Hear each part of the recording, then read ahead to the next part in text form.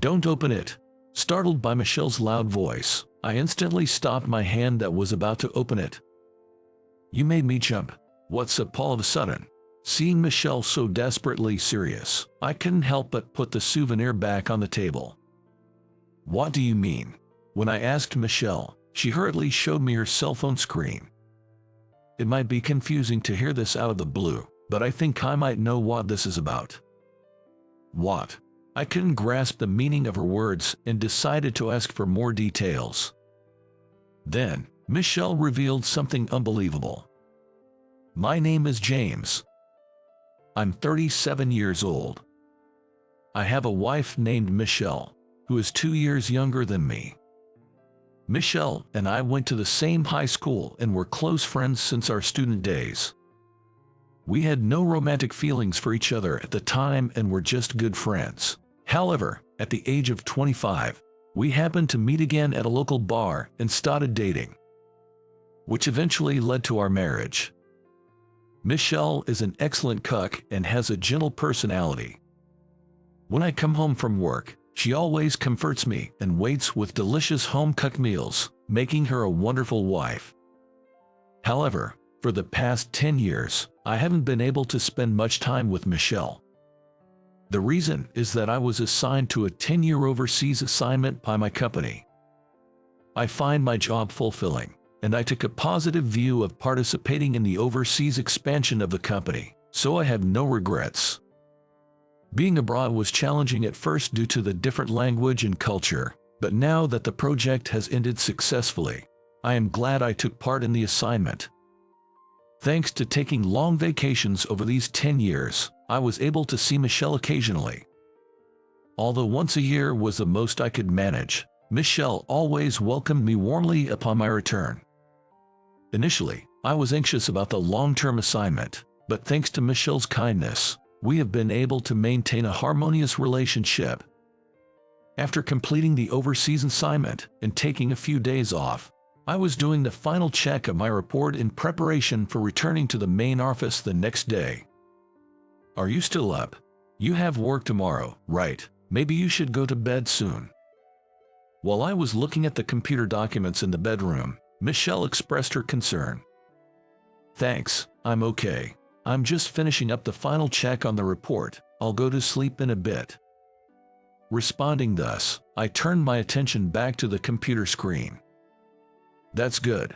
It'll be nice to see everyone at the office tomorrow after a while. Yeah, I need to make sure not to forget the souvenirs for them. Hearing Michelle mention the office, I thought of my colleagues in the same department. Everyone in the department is nice, and as the one in charge of training the juniors, I've built good relationships with my subordinates. However, there's one person in the department with whom I just can't seem to get along. That person is the department head, Scott, who is in the same sales department as me. Scott is 35, 2 years younger than me. He joined the company right after graduating from college and quickly rose to the position of manager due to his talent. When I joined the company as a mid-career hire, Scott often taught me about the work. We went to the same high school, which was a coincidence, and I heard that he had interactions with Michelle in the same class. I was very happy about this strange connection when I first joined the company. Feeling anxious in an unfamiliar environment, having someone with a common background gave me some peace of mind. Initially, Scott was very kind and friendly towards me because of this connection. However, his attitude changed drastically one day. It was shortly after I joined the company. I had finished my onboarding and was receiving training from Scott to start my full-time duties. We were chatting casually after the training had ended.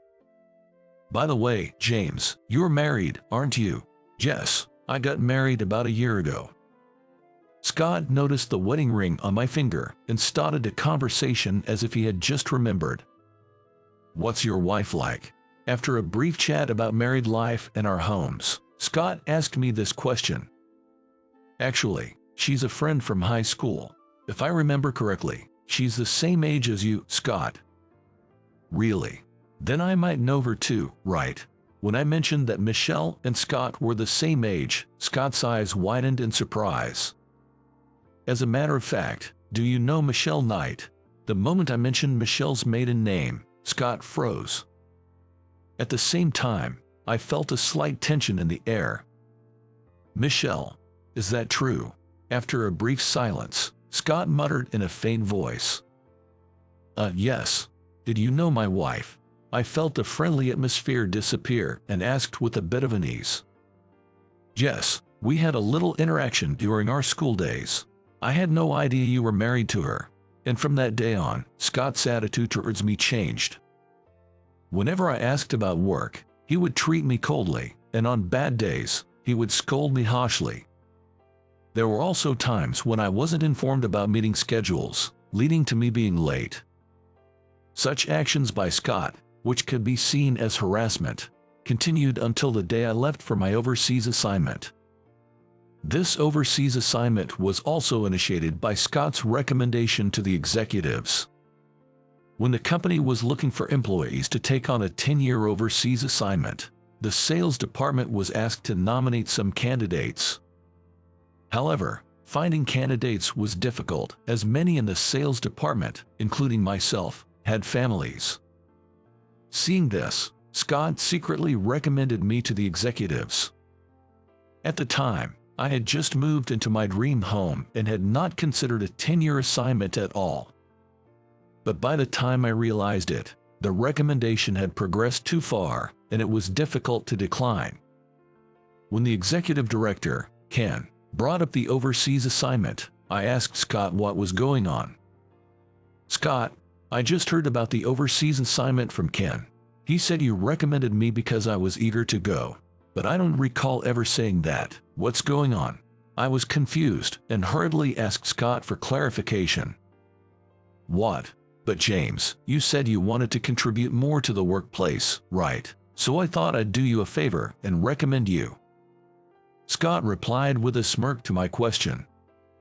Besides, James, you are about to turn 27, right? If you don't get promoted from section chief soon, you'll never make it any further in your career. Continuing, Scott looked at me with a dark smile. Indeed, I do want to continue contributing to this company. However, I had just bought a home and considered a 10-year assignment difficult. It would also be a burden on my wife. As I mentioned my wife, Scott's brow furrowed for a moment. James, are you taking your job lightly? At your age, prioritizing your private life is naive. You're approaching your 30s, right? We need you to start taking your job seriously. I recommended you for your future, so a little gratitude wouldn't hurt, would it? I was angered by Scott's condescending attitude but clenched my fist and endured the situation.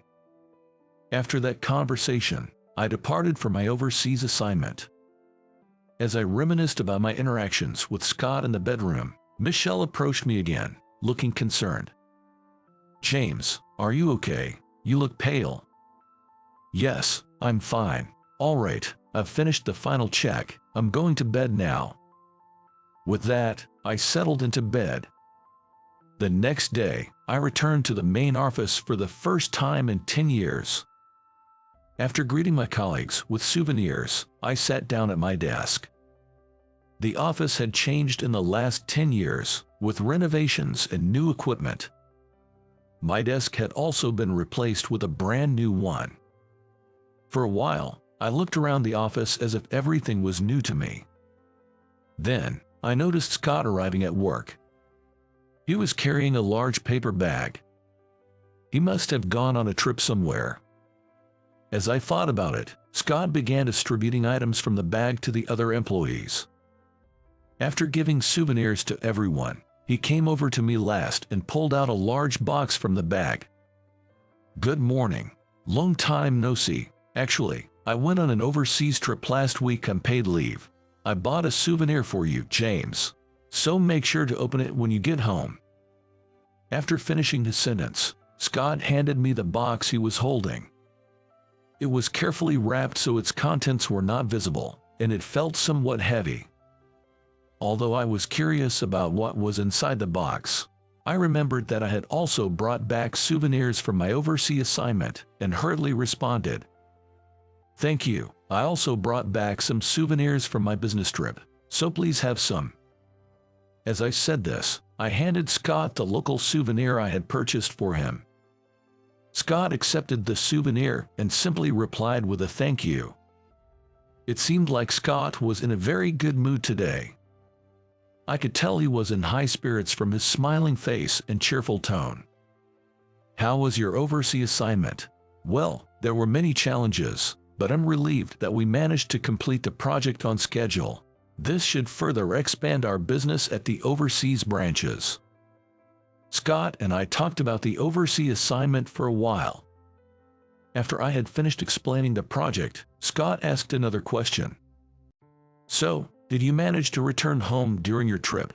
Yes, I was able to take annual leave once a year, so I managed to come back a few times. Upon hearing this, Scott briefly smiled slyly.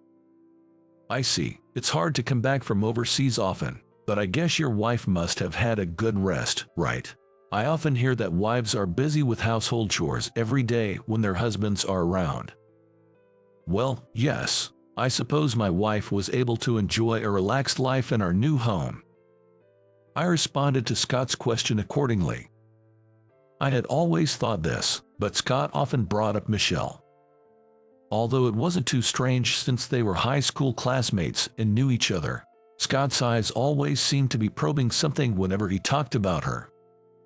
Each time, I replied with non-committal answers, but I wondered if I was overthinking things. With these thoughts, I finished my day's work and returned home. Hello. As I announced my arrival at the entrance, Michelle came out from the living room to greet me. Welcome back. How was your first day back at the head office after such a long time? Everyone seemed well, which was reassuring.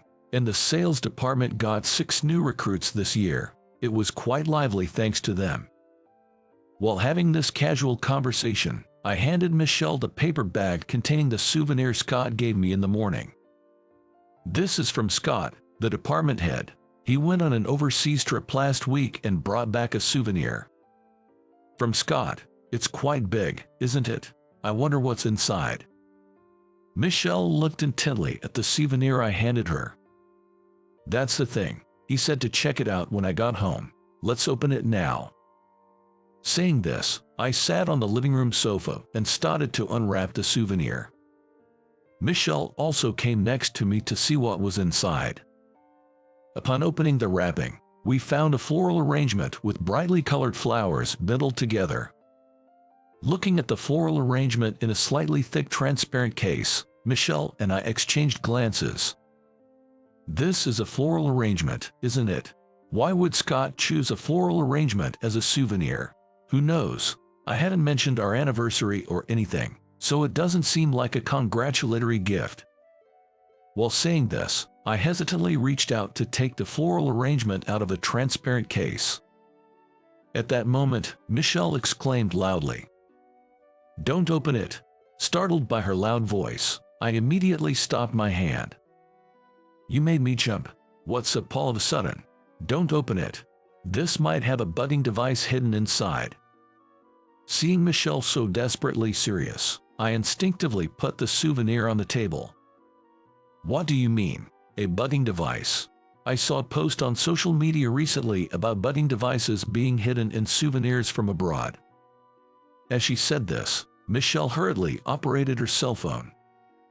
Look, according to this post, someone found a budding device hidden in a souvenir they bought overseas.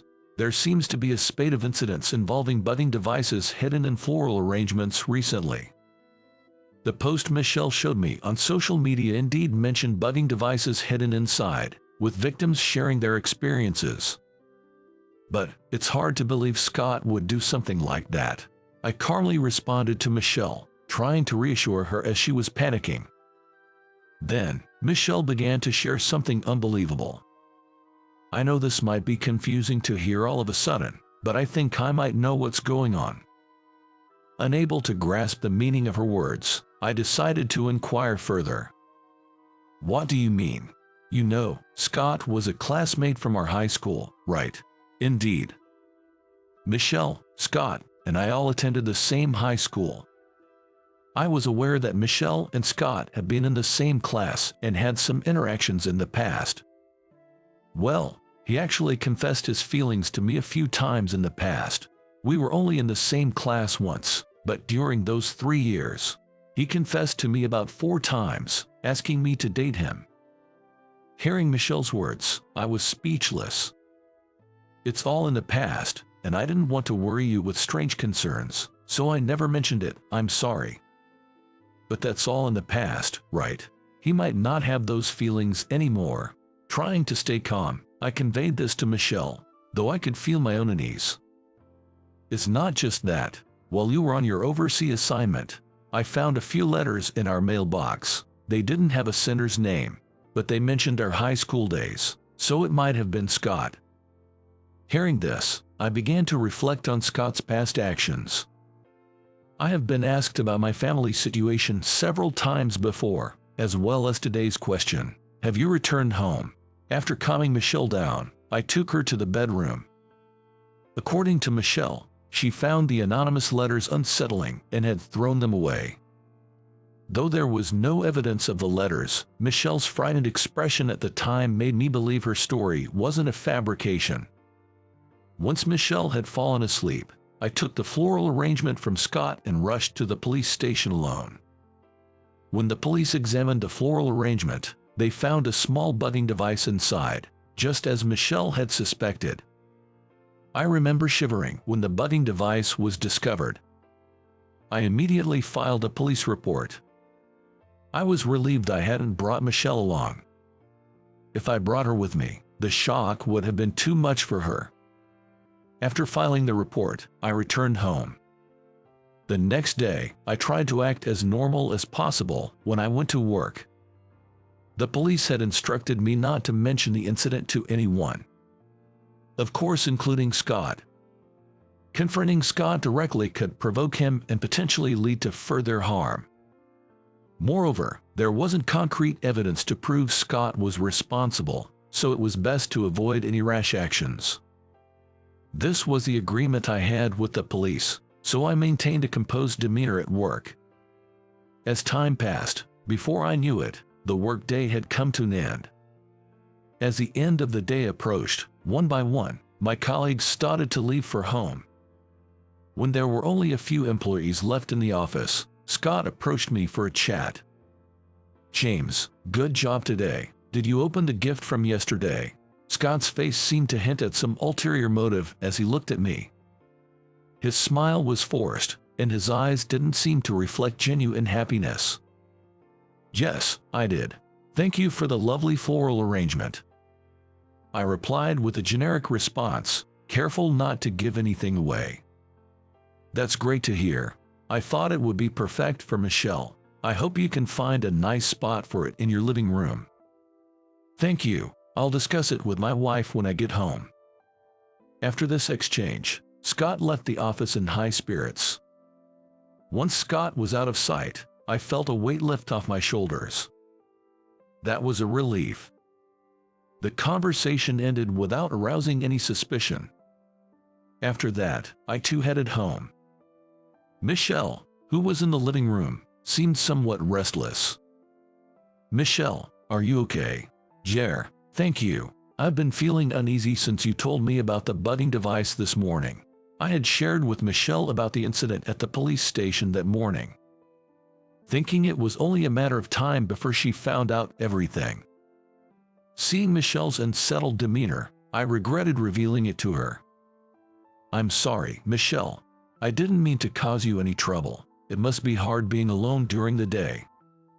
Michelle works remotely from home while I'm at the office. Even if Scott is at work, it's understandable she'd feel uneasy after what happened.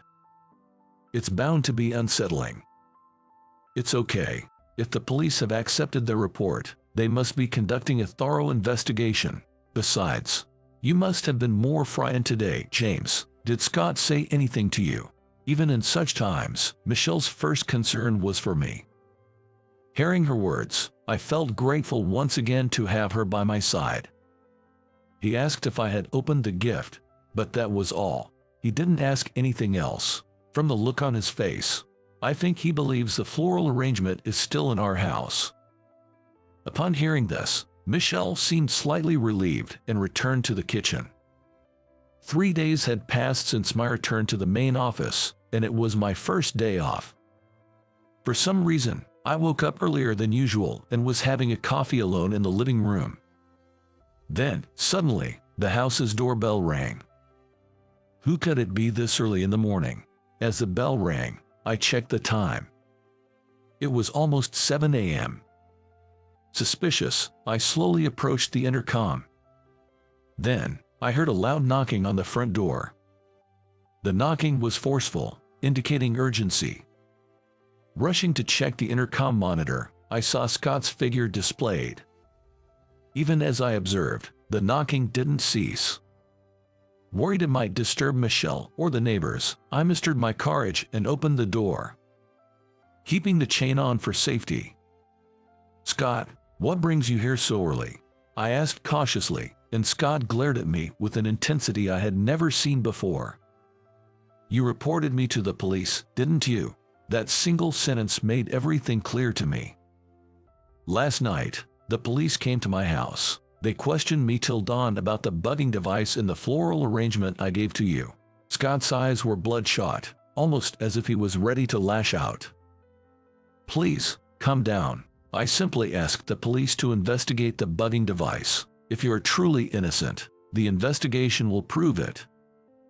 As I spoke, Scott began to mutter under his breath. "You always act so cool, looking down on me. Even when I harass you, you remain unfazed. Why did Michelle choose someone like you? Why not me?" Scott's words were filled with jealousy towards me and affection for Michelle. Then, I heard footsteps descending the stairs.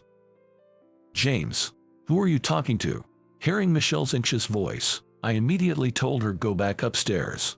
But Scott, hearing her voice, spotted Michelle through the gap in the door. "Michelle, why did you go to the police? I only wanted to protect you." "Scott, why are you here?" Michelle, seeing an unexpected visitor at the door, was visibly distressed. "Scott, did you just admit to planting the bugging device?" "Yes, I did. But bugging device sounds so malicious. I sent it to protect Michelle." "Is that so? Well, now that we have the evidence on tape, I'll have to report this to the police." "Wait, what?" With that, I dialed the police on my cell phone. Soon after, the police arrived at our home, and Scott was taken to the station. The audio recorded by our intercom's camera was enough evidence for the police to arrest Scott. 2 months have passed since that day. The incident with Scott became widely known within the company, leading to his dismissal. During police interrogation, Scott revealed that he had harbored feelings for Michelle since their school days and was displeased to see a subordinate happily living with the person he liked.